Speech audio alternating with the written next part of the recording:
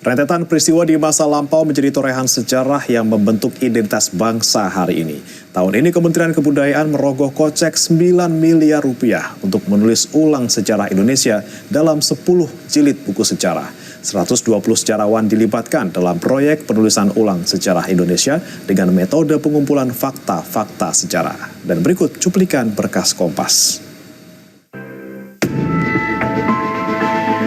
Tahun ini Kementerian Kebudayaan merogoh kocek 9 miliar rupiah untuk menulis ulang sejarah Indonesia dalam 10 jilid buku sejarah.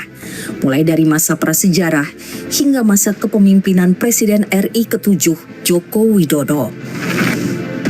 Buku Sejarah Nasional Indonesia terbitan 2008 dan Indonesia dalam Arus Sejarah terbitan 2012 dijadikan pijakan. Mengenai urgensi penulisan sejarah 2025, yang pertama adalah menghapus bias kolonial dan menegaskan perspektif Indonesia sentris, menjawab tantangan kekinian dan globalisasi, membentuk identitas nasional yang kuat.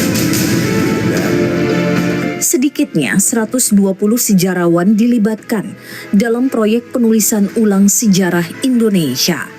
Metodologi yang digunakan adalah pengumpulan fakta-fakta sejarah dari berbagai penelitian yang sudah dilakukan para sejarawan. Itu kebanyakan dosen.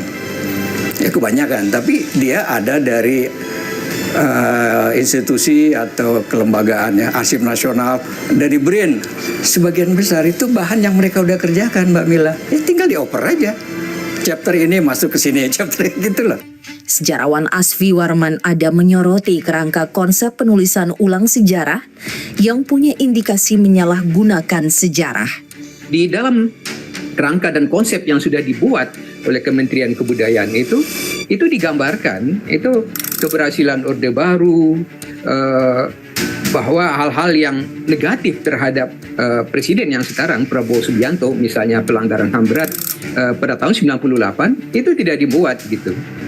Penulisnya yang apakah itu mewawancara ataupun juga mencari data-data tentang korban gitu. Tapi persoalannya apakah itu bisa dimasukkan atau tidak atau sengaja dihilangkan gitu. Itu yang menjadi tanda tanya gitu pada pembangunan dan ekonomi. Dalam rapat dengar pendapat di DPR, Menteri Kebudayaan Fadlizon bilang, sejarah yang sedang ditulis ulang ini tidak akan jadi satu-satunya rujukan sejarah atau sejarah resmi Indonesia alias narasi tunggal.